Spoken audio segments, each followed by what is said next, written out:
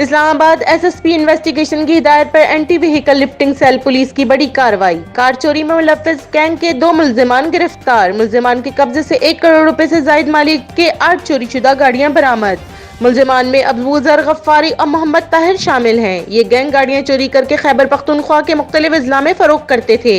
मुल्जिमान जुड़वा शहरों से मुतअद्दिद गाड़ियां चोरी कर चुके हैं और साबका रिकॉर्ड याफ्ता भी हैं। दोनों मुल्जिमान के खिलाफ जुड़वा शहरों के मुख्तलिफ थानों में मुकदमा दर्ज हैं। कार्रवाई एएसपी इन्वेस्टिगेशन मैडम हिना नेक बख्त की जेर निगरानी इंस्पेक्टर मलिक लियाकत अली और इनकी टीम ने की। कार चोरों के खिलाफ भरपूर कार्रवाइयां की जाएं। DIG operations.